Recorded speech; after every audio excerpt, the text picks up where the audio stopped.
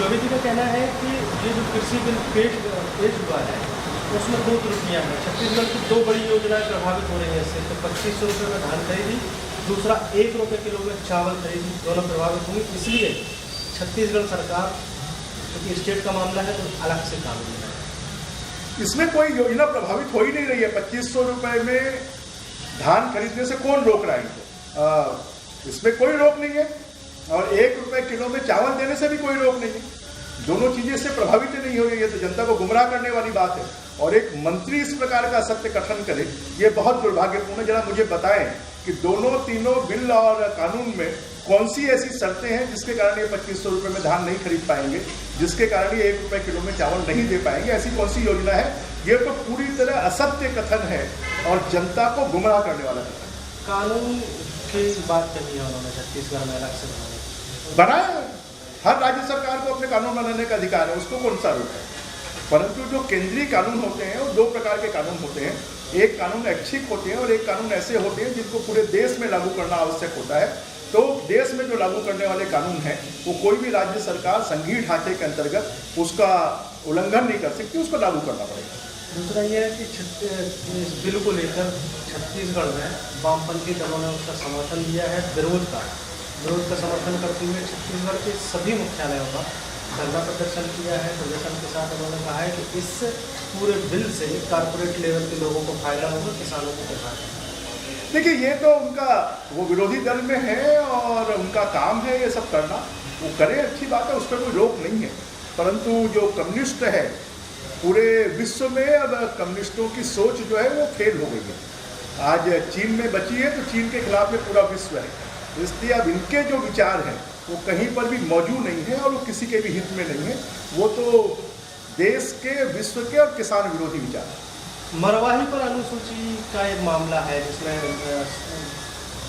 राजभवन की तरफ से आपत्ति दर्ज कराई गई है सरकारी ग्राम पंचायत से नगर पंचायत बनाने के लिए।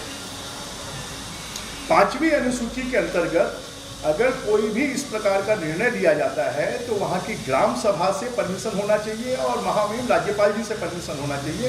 उनके बिना परमिशन के 5वीं अनुसूची के अंतर्गत इस प्रकार के परिवर्तन नहीं किए जा सकते। और वहाँ के नागरिकों ने, वहाँ के लोगों ने, क्योंकि नगर पंचायत से नगर पंचायत बनाने पर उनको जो सुविधाएं ग्रामीण क्षेत्रों की मिलती है वो क्षेत्र नहीं मिलेगी, विकास के काम नहीं होंगे। इसलिए वहाँ के लोगों ने विरोध कर महामहिम राज्यपाल जी को इसकी शिकायत की थी और राज्यपाल जी ने इसके बारे में सरकार से जानकारी मांगी थी और उसके बाद भी सरकार ने उसकी अधिसूचना जारी कर उसको नगर पंचायत घोषित कर दिया। ये सरकार नियम, कायदे, कानून किसी चीज़ को नहीं मानती है, संविधान को भी नहीं मानती है।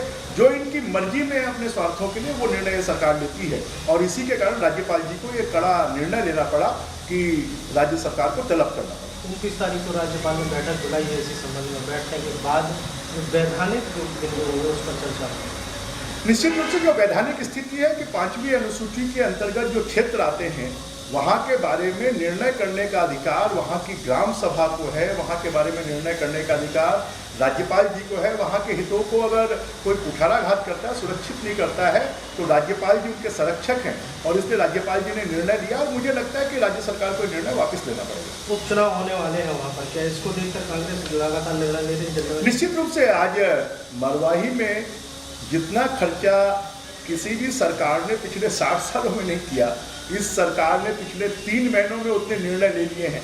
वहाँ की जनता भी जानती है कि ये खाली चुनावी निर्णय है, जिसका कोई फायदा जनता को नहीं मिलना है और इसीलिए राज्य सरकार कोई भी ताबड़तोड़ निर्णय ले रही है, गलत निर्णय ले रही है, कानून के विरुद्ध निर्णय ले रही है, संविधान के विरुद्ध निर्णय ले रही है। इलेक्शन कमीशन ने प्रेस कॉन्फ्रेंस करके तारीखों का ऐलान किया है, लेकिन केवल बिहार की तारीखों का ऐलान हुआ, मध्य प्रदेश, छत्तीसगढ़ में भी बचा हुआ है। उम्मीद ये थी कि यहाँ भी शायद ऐलान हो जाए।